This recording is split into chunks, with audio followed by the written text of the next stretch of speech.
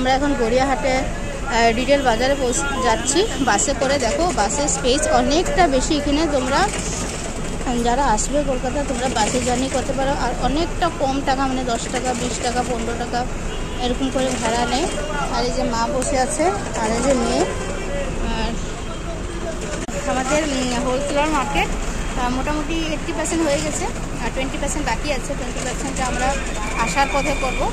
আর এখন যাচ্ছি রিটেল মার্কেটে, ওখানে কিছু নিজস্ব জন্য কেনাকাটি করব, আর আমার মেয়ের জন্য কেনাকাটি করবো, আর আমার আরেকটা ছেলে আছে ওর জন্য একটা কেনাকাটি করবো। তো আমরা সবাই ওখান থেকে ছোটো মোটো জিনিস কেনাকাটি করবো, কারণ কালকে আমরা একটু মন্দিরে যাব আর একটু ইকো পার্কে যাবো বলে ভেবেছি। হাট বের করে না, শোনো, হাট বের করে না, হাট তৈরি করে না।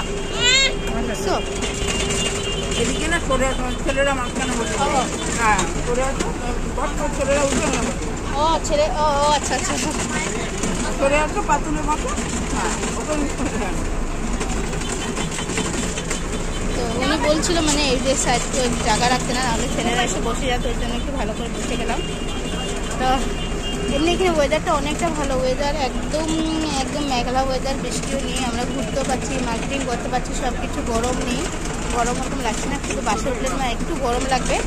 আমার সাউন্ড কতটুকু আসছে আমরা জানি না। আর এদিকে অনেকটা বাস, দেখো অনেকটা বাস আছে এখানে, সব বাসের নাম্বার থাকে এখানে, নাম্বারিং করা থাকে সব বাসে।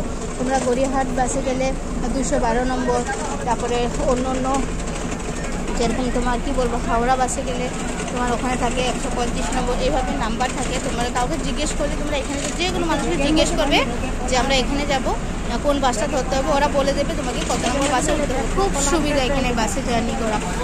আর ট্যাক্সিতে গেলে তোমরা দেখো এখান থেকে আমরা যখন গড়িয়াহাট যাচ্ছি, তো এখানে হার্ডলি ভাড়া হবে 25 টাকা 30 টাকা। তো তোমরা ট্যাক্সিতে করে যদি যাও, 400 টাকা 350 টাকা করে নিয়ে নেবে। তো ওই জন্য আমরা ট্যাক্সি ধরিনি। আর বাসের এত সুবিধা আছে, তো ট্যাক্সি করে লাভ নেই। তো আমরা এখন যাচ্ছি ওখানে, মার্কেটিং তোমাদের সাথে পারলে আমি শেয়ার করবো, কারণ প্রচণ্ড ভিড় থাকে ওখানে, মোবাইল টোবাইল বের করি না, প্রচণ্ড ভিড় থাকে। আর যদি সুবিধা হয় ওখানে তাহলে বের করবো আর তোমাদের সাথে শেয়ার করবো।